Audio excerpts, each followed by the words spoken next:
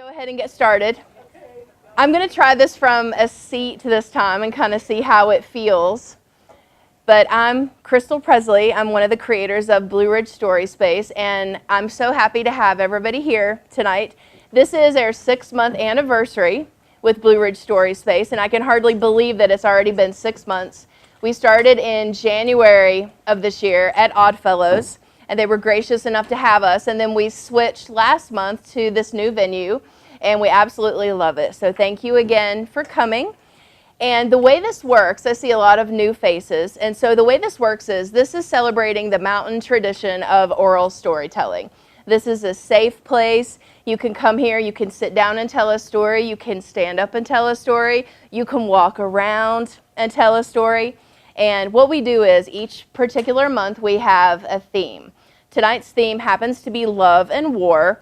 So you can tell, or just watch, but we hope you'll tell, a 5 to 7 minute story with a beginning, middle, and end about anything related to love and war. And the way it works is we circulate a hat. So we'll circulate this several times during the night, and we'll also circulate little slips of paper and a pen. So if you're interested in telling a story, then all you do is put your name in the hat, and then we draw 10 names. And so let's say right now you're not feeling very comfortable and you're thinking, maybe I don't want to tell a story. Maybe after some people get started, you'll change your mind. So we'll keep circulating the hat. It's not like a one shot at the beginning and you have to make a decision right now. And within the 5 to 7 minute time frame, you can say anything you want. Now, we do have citizens recording us tonight, but you don't have to be recorded. If you want to be recorded, you can sign a waiver up here, and what they do is actually really cool. Citizens, which is the local TV and internet provider here in Floyd, right down the street, they compile what they call like January Blue Ridge Story Space, February Blue Ridge Story Space, etc., and they actually air the program. It's aired in Newcastle, Fort Chiswell, and Floyd. So you could be a part of something that actually gets aired on TV. It's also aired on YouTube. We're a couple months behind on YouTube. I just got the April edition of Blue Ridge Story Space, which I'll post tonight or tomorrow. But what's really fun about this is, let's say you have friends you want to share your story with, friends who couldn't be here. You'll actually be recorded. It's professionally edited. It is impeccably done for people who have seen it. It's just fabulous. And then you can just send the YouTube link to your friends and family. So after 5 minutes, what will happen is Beth Ford will shake maracas. So this is what will happen after 5 minutes, and that's just to let you know, okay, go ahead and try to finish up your story. Now, you have 2 more minutes after the 5 minute time frame. So this is what will happen at 7 minutes. The double, more aggressive maracas. Now, this doesn't mean that anybody's going to come up and, pull you off stage if you last a little longer than 7 minutes, but it just means that we want to ensure equitability. So we want to make sure that 10 people have an opportunity to tell stories. So try to finish up when you hear the more aggressive maracas as quickly as possible. Okay, so this is June Blue Ridge Story Space, Love and War. In March of 1965, I had been out of high school for a few years. I'd been going with my soon-to-be wife for a couple of years, had no prospects, and everybody was getting drafted. And I mean everybody. They were all going to this sunny place in Southeast Asia. And in order to dodge the draft and try and get a better education, I enlisted for 4 years. And I enlisted for computer training. And they used to have commercials back then for the Army that said choice, not chance. Well, I enlisted for 4 years, and when I got orders from my training school, it was radar intercept and analysis. And I said, this isn't what I enlisted for. And my CO said, you didn't read the fine print. And he was exactly right. All they had guaranteed me is which branch of the Army I would be in, not the school. So I was in for 4. I figured, well, okay, this is almost like a career, 4 years, so we can get married. My wife was still 17 years old in her senior year in high school. So when I got done with my training school, which was in November, I came home. We got married on November 26th. I went to my duty station, which was in Texas. She went back to finish her senior year. Well, shortly after getting stationed down there, I got orders for Southeast Asia. So I called Mary up and I said, you better come down. This could be a one-way ticket. You know, who knows?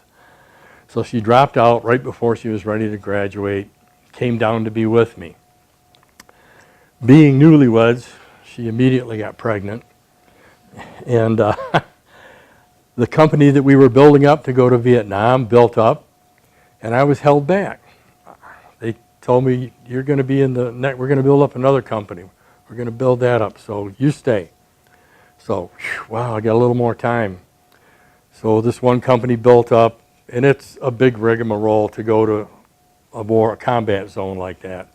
You're packing materials. We actually were hiding guns in some of the things we were shipping over there so we could have pistols of our own to go along with having, we weren't going to be issued rifles because we were technicians. We weren't supposed to be in a combat zone, by the way. Said that right on my paper. And what they were doing was sending guys with my MOS behind enemy lines and setting up listening posts. Didn't sound too promising. So anyhow, I went through this months and months of building up another company. Mary has our first son in an Army hospital. Build up another company. My mom, in the meantime, comes down to see the new baby. My mom, single, worked for herself, came down, said nothing in particular, just happy to see the grandbaby, went back. After she went back, I found out she was getting treated for cancer. She had had skin cancer most of her life, so I didn't think much of it. Now we build up another company, and they hold me back again. And I don't know why I'm the only guy not going to Vietnam. So they ship out, and a third company begins to build. Now I've been there almost 2 years. I've been in the Army 2 years and 2 months.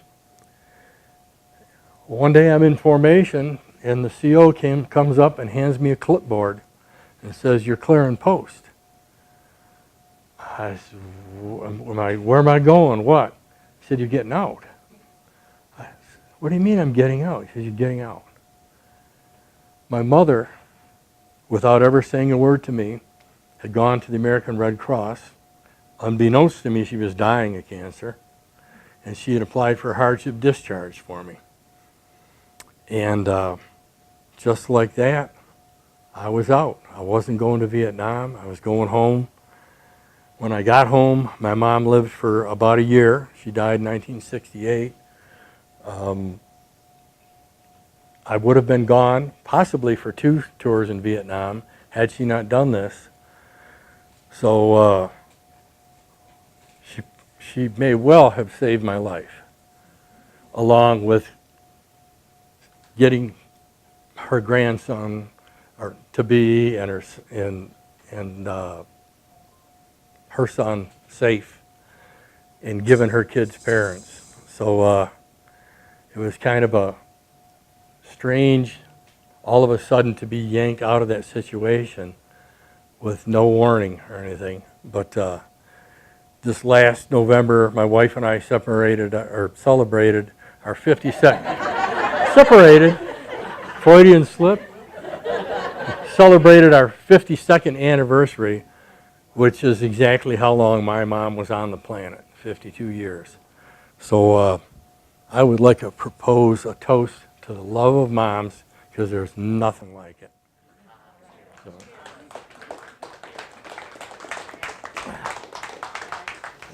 Like many of us, I never imagined doing this. It's been amazing just coming here and listening to people's stories. But I have to say that the theme, love and war, goes right to my heart, and so I just had to share.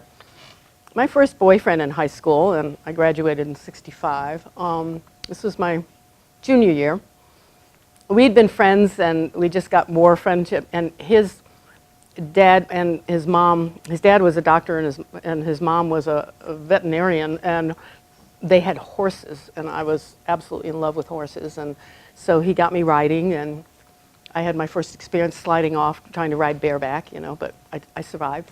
And he was practicing driving in the old Jeep, and he'd go bumping along the pastures, and that would make it bump, because it was an old Jeep with no doors or anything. Of course, back then there weren't seatbelts and stuff. And so that gave him an excuse to put his arm around me and hold me in while we bumped over the pastures. So.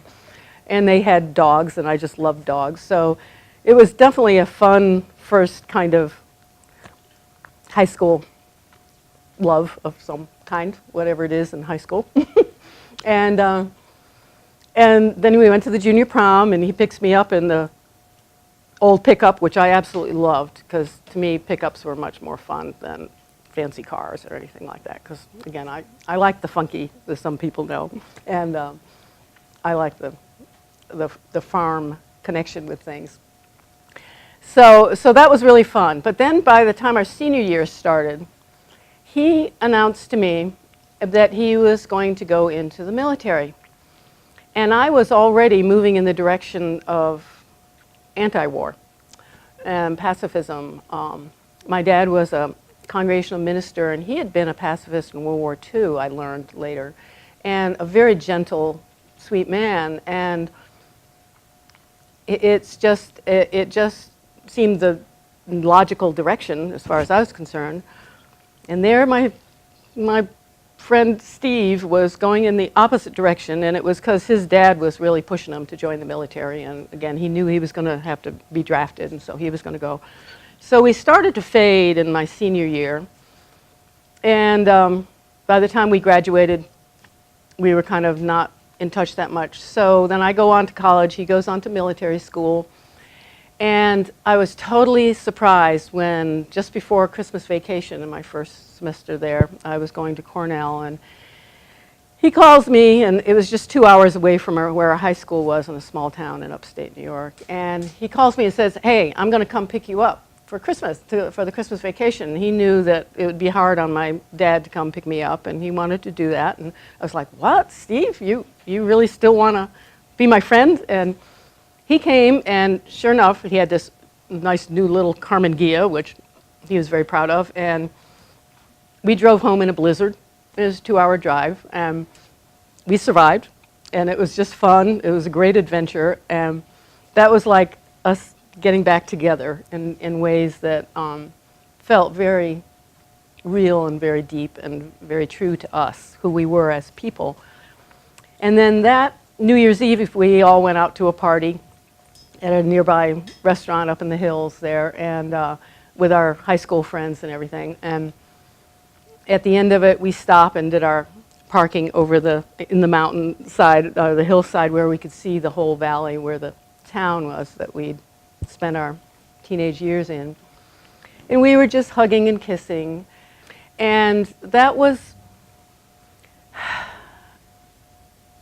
it was a very poignant time, because we knew that we were going in opposite directions. By then, I'd already really gotten serious about the anti-war movement. I'd had a chance to go to some demonstrations, and then would soon after go to the March on the Pentagon. And it was in that experience that I looked up into the face, because there was a whole row of soldiers standing with their guns in front of the Pentagon, and there were all of us anti-war people standing in front. And I look up into this soldier's face, and I see who I realized could have been Steve. And I said, "You know, it's not you I hate, it's war that I hate." And he wouldn't look at me. He just went, and so, okay. And so that was sort of my one connection there. But I realized, and I couldn't write him because he was in Vietnam. He wrote me a couple of letters, but there was no way for me to respond. And his last letter to me was how upset he was about the anti-war movement because of this and that and everything. And I just, okay, but I knew that we loved each other. And because I was sort of by then my junior year in college and out of touch with things. It was my high school friend, a girl who went to a nearby college, that came to me and told me about his death. And he had gotten blown up by a grenade. And again, it just was heartbreaking, but it wasn't like something I wasn't prepared for on some level, intellectually anyways, just not emotionally. And then I had to make the choice. Do I go to his funeral? Do I go back there? And I realized that if I were to see his father at his funeral, I would probably scream in his face and let all that repressed grief and anger out. And I realized, okay, I can't do this. This is not safe. And so I didn't go to his funeral, but to this day, I know that Steve is a big part of my life and my heart. And I will be always thankful that we, in spite of going in opposite directions, maintained our place and our heart for each other. That's the important thing. When the topic of love and war came up, at first I was like, I've got nothing. And then I'm thinking, yeah, but everybody that knows me here, and there's quite a few of you, I knew was going to go, oh, Pam, come on, you can tell something about your love life or your marriages or something like that, because there's been more than one, and that's all I'm going to say on that subject. But at the end of the day, I realized as far as love and war goes, I don't put them words together. I had one story that I'll share with y'all tonight as far as love and war goes, and I'm not going to get political or philosophical on even love. I'm just going to tell my story about the love I lost, my very first love, to a war. I was a young girl. We lived in Fort Gordon, Georgia. I saw the Jeep pulling away and the red clay dusting up around the wheels as they took my first love away. I didn't understand. I was just a young girl. Beside this road was an old dry creek bed, and it had been dried for so many years that it was like having stools out there where the cracks from where the water had been had eroded around, and there was just stools, and I would sit day after day after day, and I'd watch and I'd wait, and I didn't understand. I knew how I felt. I felt lost. They had taken this man from me that I loved more than anyone. And I sat and I cried and I begged and I wondered, when's he coming home? One morning, we're talking months had gone by, years had gone by, almost 2 years. I'm in my bed and I smell the smell of coffee. We don't drink coffee. I still to this day will never have a glass of, or cup of coffee or a glass of tea, or that smell sticks with me. But I smelled coffee in my house, and I'm like, there's only one person I know that drinks coffee, and it's him. And I jumped up and I ran just as hard as I could to the kitchen, and there sat my father at the dining room table having his coffee. And I was so overwhelmed to see he made it home. He made it home. But I looked at that man that day, and I looked at him for days after, and I said, I lost my father that day that Jeep drove him away. Because the man that came home was not the same man that drove away in that Jeep. He came home to a country that did not understand. He was trying to provide for his family. He was trying to get off this mountain where there was no jobs. There was no way to make a living to support his family. There was no way for education. Everybody around here was either farmers, carpenters, or bootleggers, or hiding from the law. That's what this mountain is based on. and he had to leave to support his family. And when he came home, there was no ticker tape parade like the World War II guys got or the World War I guys got. There was every time we went out in public, and he had his uniform, and he wore it with pride, and he was a good-looking man in his uniform. And there was spitting on him and calling him names unless we stayed right on the military base. It was degrading. Even when he came home, we left Georgia after he got home, and when he comes back to Carroll County and Patrick County, where his friends and his family are, and they give him the cold shoulder and they turn his back on him, and he's like, I'm doing a job. I don't decide. And wars have been going on for years and years, and nobody, no soldier that fights them wars ever gets to say, I want, and they don't say, I want to kill that man. I want to do that. What they do say is, I want to feed my wife. I want to feed my children. I want to take my children to see all these things in the world to where I learned there is a much bigger and better world out there than just Floyd, Virginia, or just Patrick County, Virginia. I've been everywhere, and I've seen it. But that day, I knew I had lost the one man, the very first man I ever loved. Just a few years later, they called me. By this time, I'm a grown woman, and I'm married, and I've got my little girl, you know. And they called me, and they said, Pam, you need to come. Your daddy's sick. And I go to see my father, and they tell me he's eat up with cancer from all the chemicals that were sprayed on him and in the area of Vietnam. He has no time. We don't have a year to get to say our goodbyes. He was diagnosed in February, and by September, he was gone. So now I'm years later, and I live with losing my first love to a war. And I have my daughter and her husband stationed in Honolulu, Hawaii right now with the world we're living in. And I know that I can lose them tomorrow, because at the end of the day, the only thing that love and war have in common is that the one you never win, all you lose is your loves.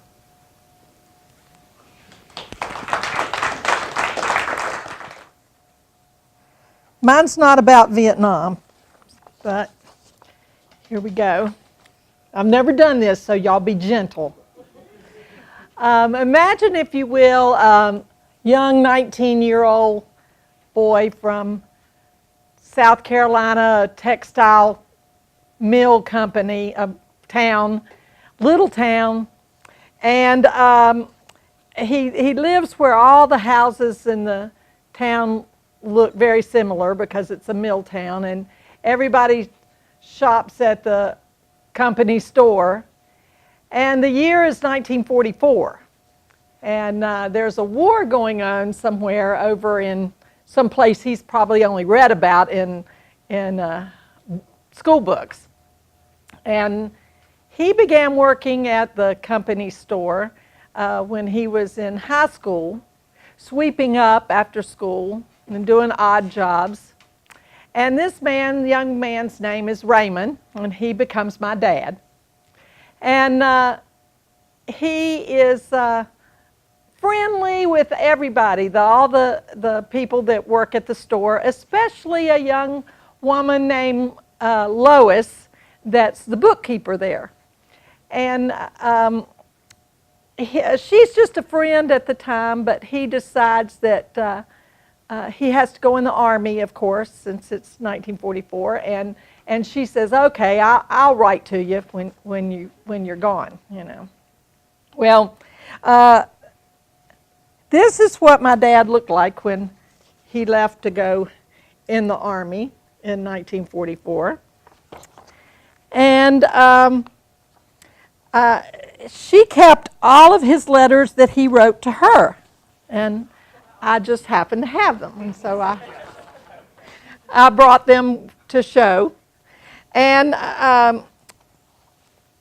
and I hope you don't mind, I went through all of them before I came, and I wrote down some quotes because I knew I couldn't look through all of them to find the quotes. So anyway, so after some basic training, he ships out from New York on a ship with Bing Crosby and some other actors, and he says that that they put on a pretty good show, but the food wasn't very good at all.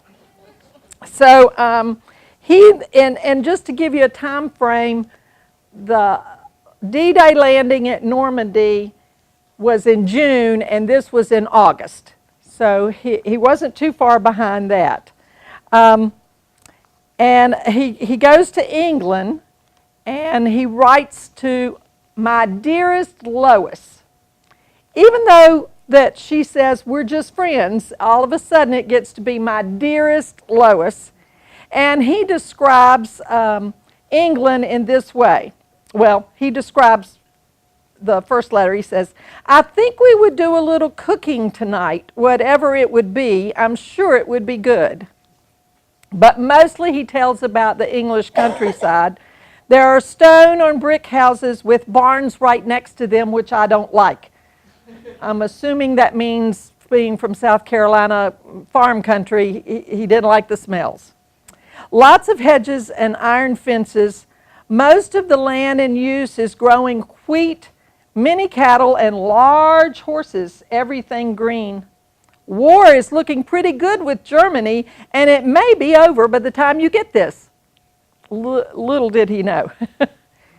In September, my dad arrived in France, and he couldn't tell her too much about what was going on because they would inspect all the letters and then cut out parts that gave too much information.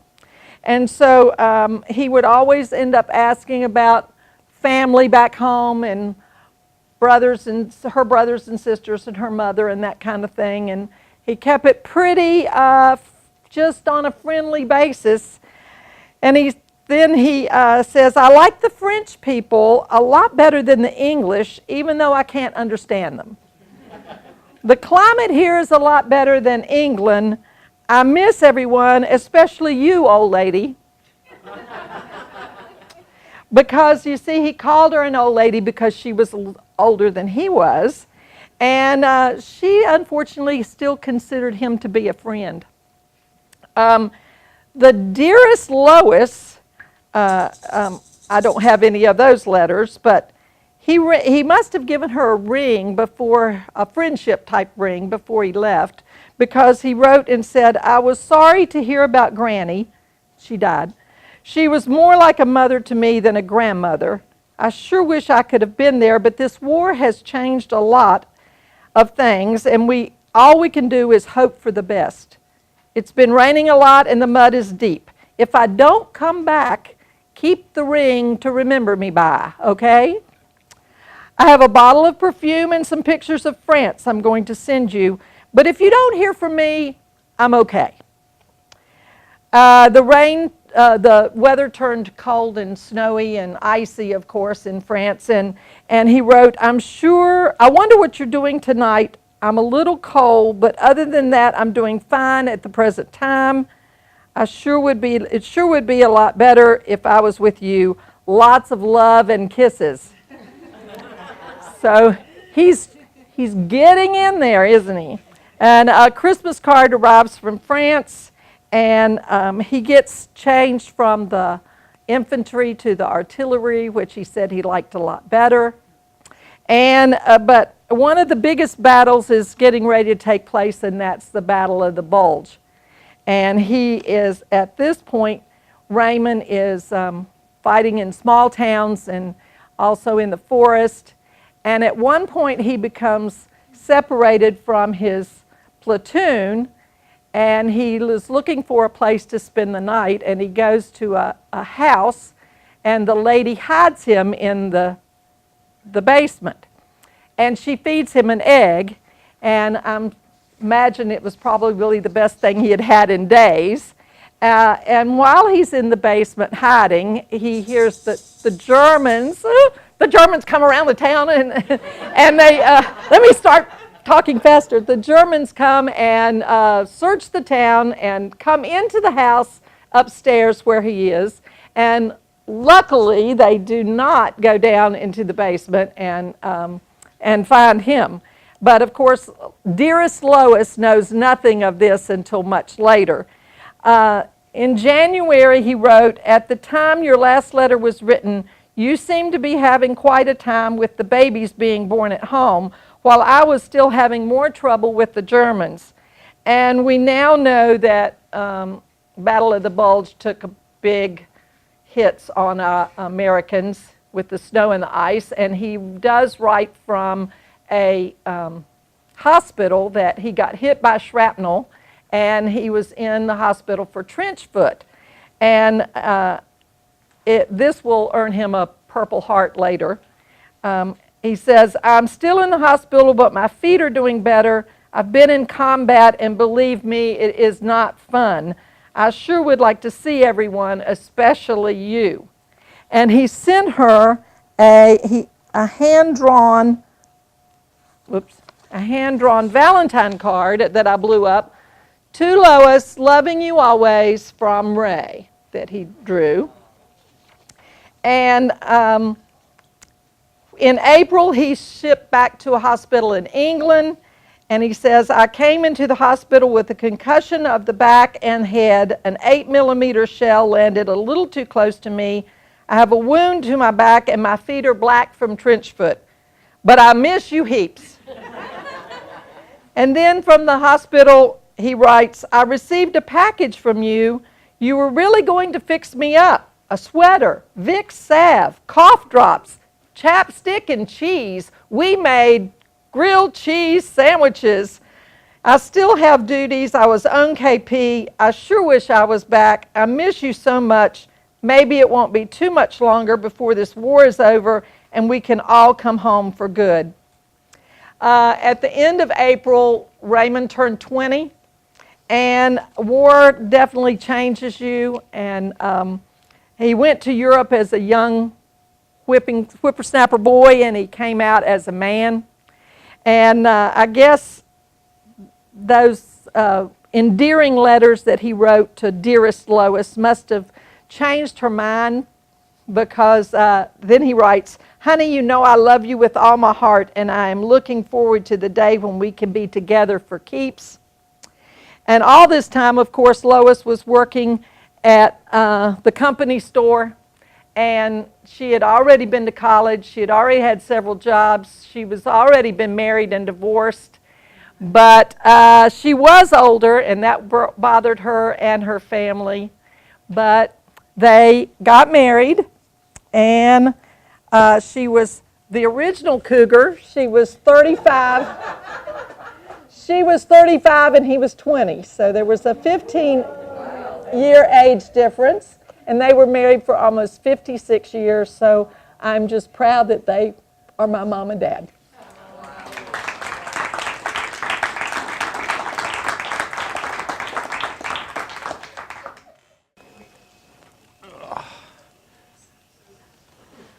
Everybody back? So pardon the scruffiness. I just got rescued off the Appalachian Trail by some local friends, and the timing just happened to be perfect to come here tonight. And I hear a lot of the military stories. I was about the next generation. So friends and family in Vietnam, and I joined in the mid-'80s. And at the time, the war was a bit colder. We'd toned down from Southeast Asia, but we had the Iron Curtain in Europe. So my first assignment was Germany, and my first unit was the 2nd Cavalry, and this was border patrol, so Czechoslovakia, East Germany. And there was a bunch of us kids out there dressed up like trees, standing there with rifles, staring at similar people on the other side, which propaganda dictates were the evil communists, the Russians, the Czechs. And one of the jokes is why they call it infantry is because you have to get in as infants, because logical adults wouldn't go do these things that they're asking you to do. So they get you young and they try and raise you up properly, and in fact they do instill a lot of good things. But I was always that guy that asks the questions, the perpetual 2-year-old that says, but why? But why? So you'd be out there in the cold, and like, couldn't we both just agree to go home for the night and have a beer? And it was very programmed. We had what was called the GDP, the General Defense Plan of Europe, where our cavalry regiment was in fact a 72-hour speed bump to absorb Russian artillery, nuclear weapons, biological, chemical, until the Germans came up and took over. I think we were outnumbered technically 7-1, but we were in the defense, so there was some sort of offset. But to this day, I can go back and show you where I would park my tank and probably move once or twice before dying from Russian artillery. This was so pre-programmed, it was very practical for the military. They knew how much they needed to spend and where they needed to put everything. But we were young, so it was also a lot of fun to put on the camouflage, drive up and down the border. And it was, in fact, there was the wall, there's the barbed wire, there's the mines. In one little part of our border sector was this beautiful Bavarian town on the German-Czech border called Bayerisch Eisenstein, which I think Peter backs me up. I think it means Bavarian Ironstone Mountain. So there's a beautiful skier there called Grosser Arbor where people are going about their normal lives, and then there's the border with the machine guns and the barbed wire. And one of the interesting things about this particular town is the Bahnhof, or the train station, had been built, it straddled the German-Czech border. So the middle of this building was literally cut in half with the walls and the guns and the guards. And there was a great ice cream place too, so we kind of liked to do our patrol down there in the little Jeeps. So I remember in the mid-'80s going there many times, and again, adopting that dour stare to look at the guy on the other side for no particular reason. And just thinking that it's the same thing, it's Christmas time, can't we just both go home and agree to resume this later on? I got back into hiking more recently, and I caught a military hop over to Germany, and in the time that I was there, caught the train down and went back to this area, which is now, it's the Bavarian National Forest, Bayerischer Wald, and on the other side is the Sumava Czech National Forest, and proceeded to get a guest house and hike a bunch of the mountains. And of course, it's all open now. I asked someone where I could get cigarettes. They said, you have to go to Czech Republic because they're so cheap there, we don't sell them on the German side anymore. You can tell where the border is because there's a casino, a McDonald's, and a marketplace. So the free market has really hit over there. In the train station, the trains now actually run across the border where they had been physically separated before. And they've saved one little section of barbed wire fence to commemorate. And it's becoming part of what's called the Iron Curtain European Trail. It's going to run for, I think, 13,000 kilometers from the Russian-Finnish border all the way out to the Adriatic and up into Bulgaria, Romania. It should be completely bicyclable. It's going to be a great trail, and there's going to be a fair amount of monuments and things along the way as to what was there before. So I proceeded to hike the area and basically walked from where my tank would have been parked, getting hit with the artillery, across past our border for fortifications into the Czech side. And of course, there's various beer and schnitzel stands along the way. So you finally get a chance to sit down with, it turns out, the guy who had 30 years ago been sitting across there with the rifle wondering if we couldn't both go home for Christmas. And a lot of good times with folks joining up and wandering from one side to the other. And this really hits home now because with all this talk about, and I know nothing about international immigration policy and wouldn't know how to discuss it, but you know, walls go up, walls come down. These things are cyclical. But the best probably part of the whole trip is I was sitting with a bunch of German students who were being brought up from their school in Munich during the summer to get the historical context of what used to be here and telling them in fairly uncouched terms what happened and why, and talking with the teachers who spoke much better English than my German. And in the midst of the discussion, a fairly dour-looking, either Czech or German gentleman leaned into the conversation, and in pretty good English he said, you know, if you must build this wall in America that your Mr. Trump wants, he should contact us. We have one for 60 years, and look, no Mexicans anywhere. Thank you.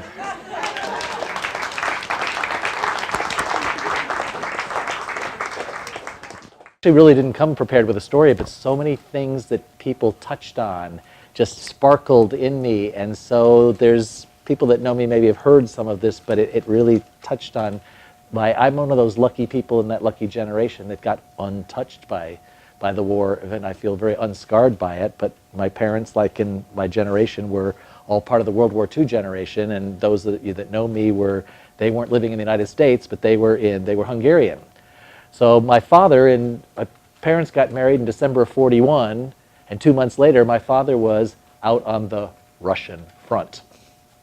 And definitely, there is a packet of letters. That's what startled me, that my parents still have letters that were exchanged between my parents. My oldest brother was born while my father was still out on the front, and there weren't a lot of stories about it, but it was always there. And of course, they became refugees to the United States after they were their homeland was on the other side of the Iron Curtain. And so that was something that I grew up with, that whole notion of what the war had done and how it had divided Europe.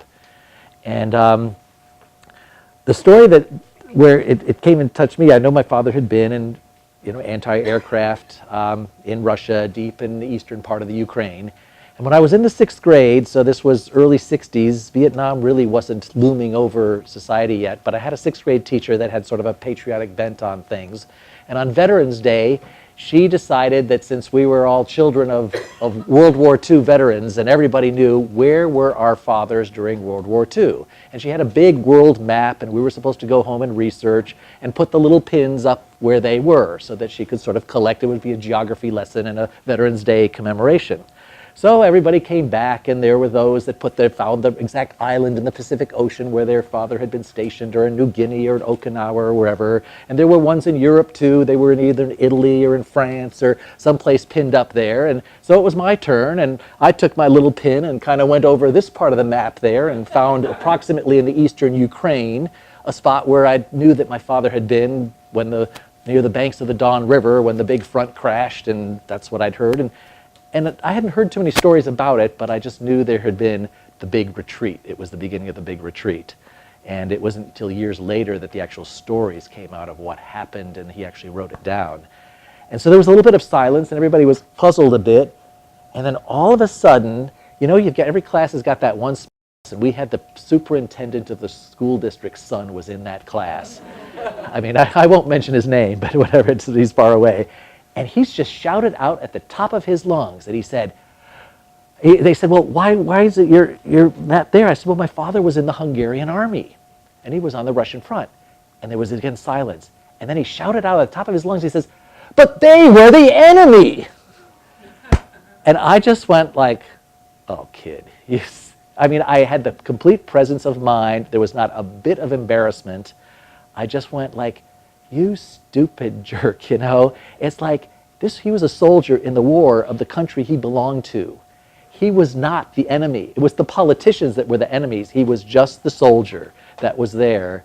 And to this day, I realize is that I didn't say a thing. I just took my seat and just, I knew all along my father was there because that's where his government told him to go. And he was, for his love of country, trying to keep the Russians from coming in and invading his country, which later on did in fact happen. And that's but it was the love of country he was there for in the war. So it was a lesson to me, something I think about.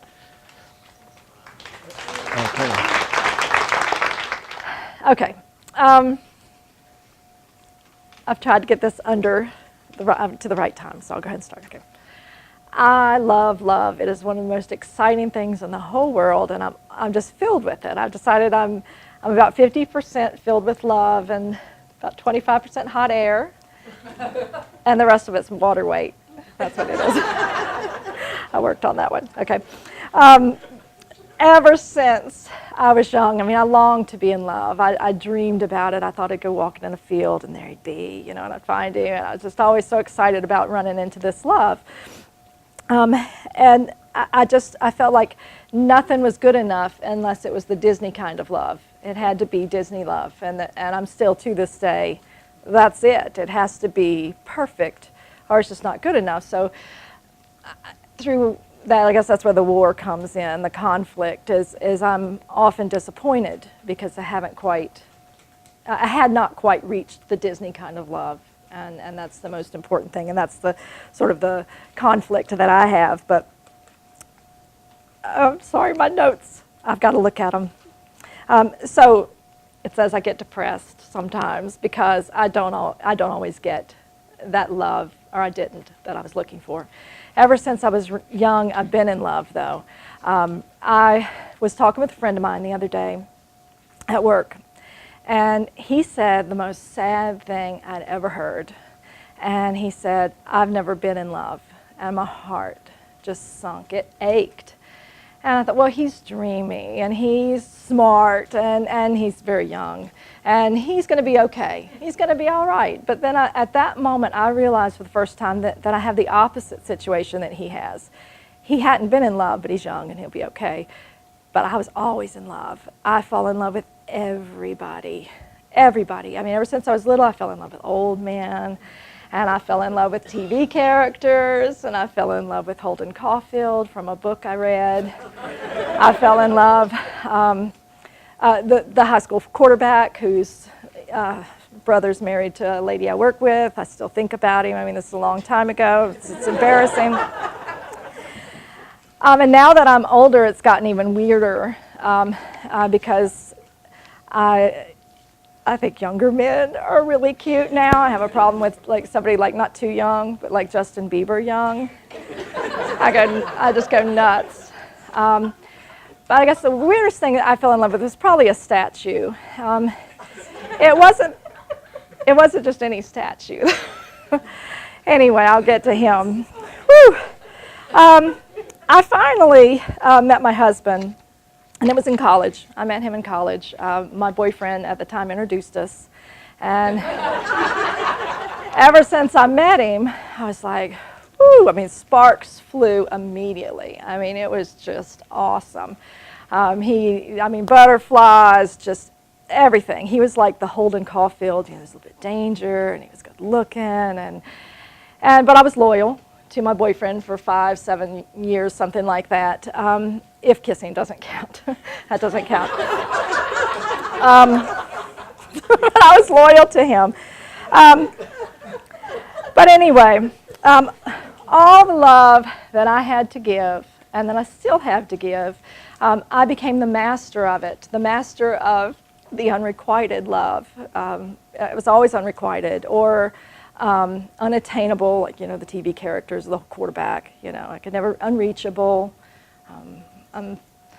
unthinkable, maybe even the unspeakable kind of things that I would never do, okay, but anyway, after I met my husband and stayed with the other guy for a while, he finally shook me loose after about 7 years, and I decided, to try another chance at love, and I dreamed and wished, and as with many wishes, when they come to fruition, they're not always exactly what you want. I dreamed and wished for a country boy, a good old, well, I shouldn't say good old, just a country boy who would tend my cattle while I went off and traveled, and who would be there when I came home. And that was my dream, and I got myself a country boy who wouldn't have known how to tend cattle, more like tipping them, maybe, or getting drunk with them. It wasn't very good, but I did get to travel, and I went to Italy, and that's where I fell in love with David. David was a statue, but not just any statue. I came home for months thinking about David. I wrote a song about David. I wrote poems about David. I still think about David in all his glory. He's magnificent. But once again, back to the theme of the unrequited or unreachable or something. It was just hard to make that connection over the obsession I had. I couldn't quite, get the guy. So when I was crying one night by myself, watching a movie, a real tearjerker, The Wedding Singer with Adam Sandler in it, I found myself falling in love with Adam Sandler.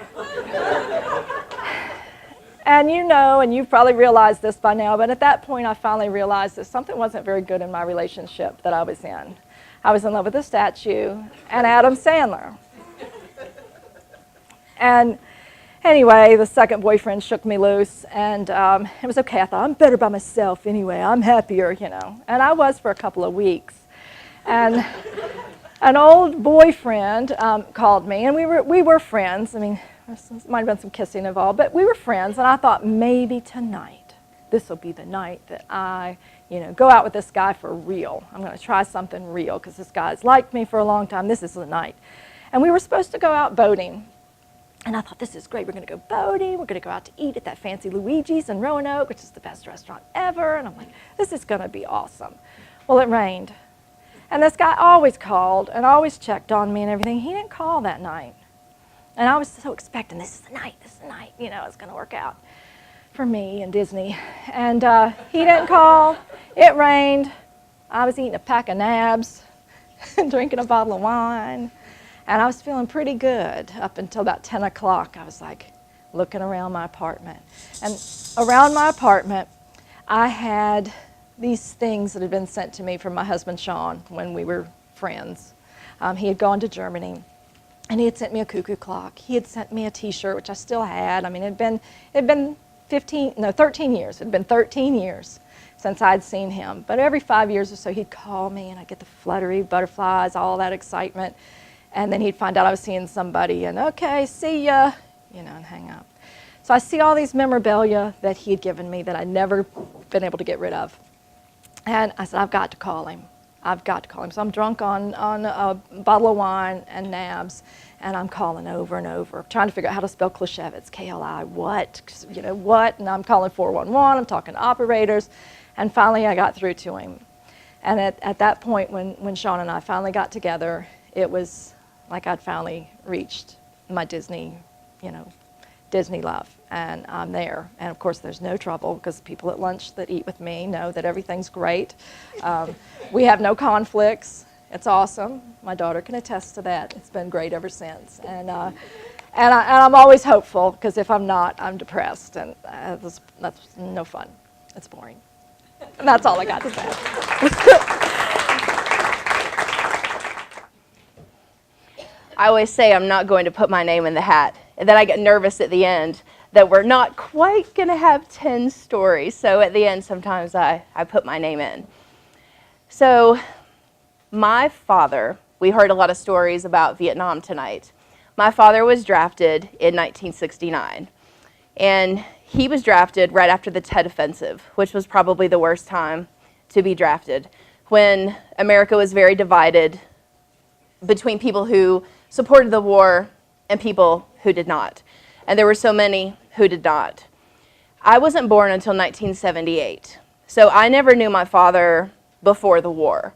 But we would sit on my grandmother's porch, and all my aunts and uncles, and I've got a huge family on my dad's side, he's the baby of 10. And all my aunts and uncles, we would go to my mama's house every other Sunday.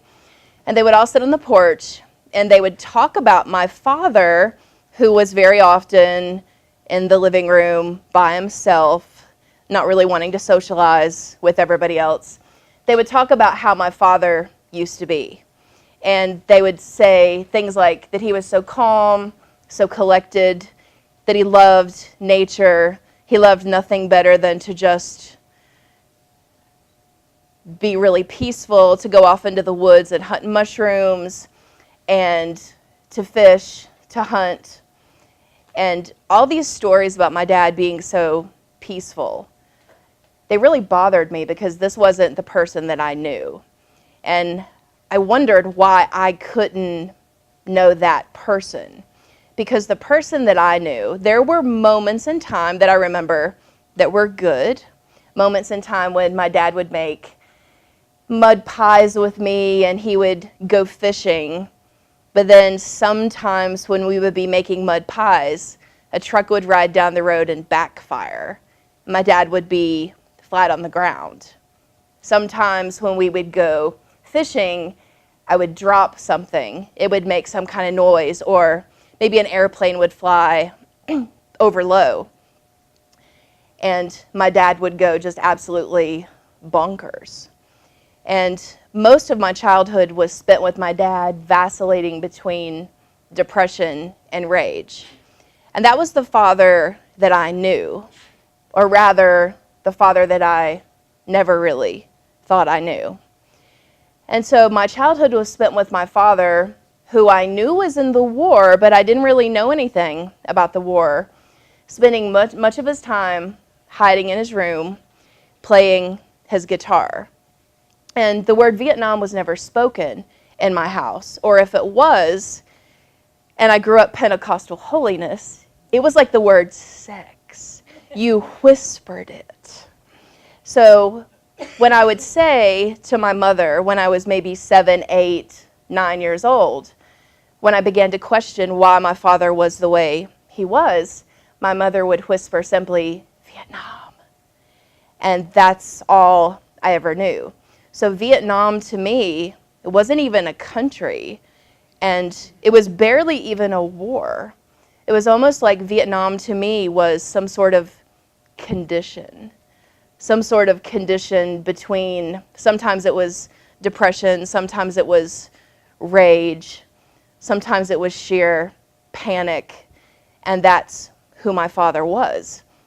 I remember sitting at the dining room table once, and we were eating together as a family, which didn't happen very much because my father just could not be close to my mother and me. So family dinners were not something that really happened, but we were all sitting together, and I remember thinking, wow, I mean, this is novel. I mean, I like this. And I dropped a plate, and the sound of the plate, my father, like that, he was under the table. And I knew that something was wrong, but I didn't feel comfortable telling anybody what was wrong. All I knew was, this doesn't feel right. This doesn't feel good. But I was so afraid to tell anybody about it. And I wondered if other kids grew up like me, or was this just my dad? And so this was pretty much the way my mother and I lived. My dad had severe PTSD when he came back from the war, but PTSD wasn't even a coined medical term until the early 80s, until 1982. So my dad was back in the early 70s thinking that he was just going crazy and not really having anybody to talk to. And he certainly couldn't talk to his family. I was afraid of him. I was afraid to ask for his story. I was afraid of the next moment when he would be under the table. And then by the time I was a teenager, of course, you're embarrassed of your parents anyway, no matter what. And I was terribly embarrassed of him.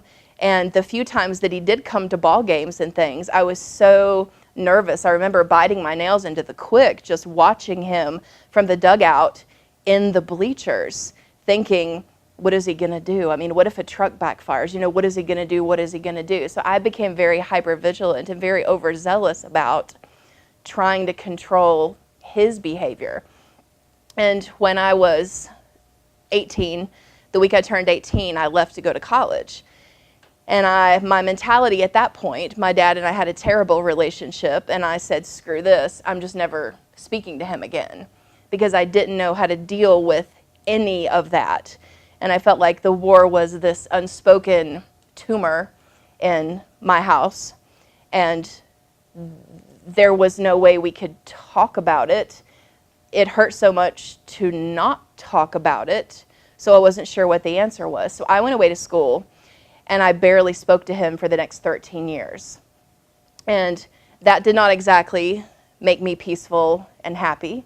And I searched for peace and happiness every other way I could until I was 30. And, you know, so I didn't speak to him from the time I was 17 until the time I was 30. And I had done a lot of therapy, a lot of writing, a lot of growing and maturing and evolving. And I finally reached out to him and asked him, actually I wasn't talking to him, so I reached out to my mother to ask him if he would let me call him every day for 30 days. And I viewed it as a project, really. Something that if it went terribly bad, I would just quit. And I only had to do it for 30 days if it went really well. And then after that, it would be over. And I figured he would never say yes anyway. And he did. So then I had to move forward with this project. So over the next 30 days, I really got to know my father.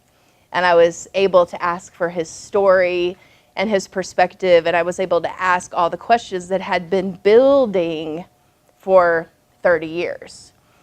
And I finally built a relationship with my father, and I learned to view him as what he always was, an 18-year-old kid who was very imperfect, who was drafted to fight in a war that he didn't understand, to go to a place he had never even heard of.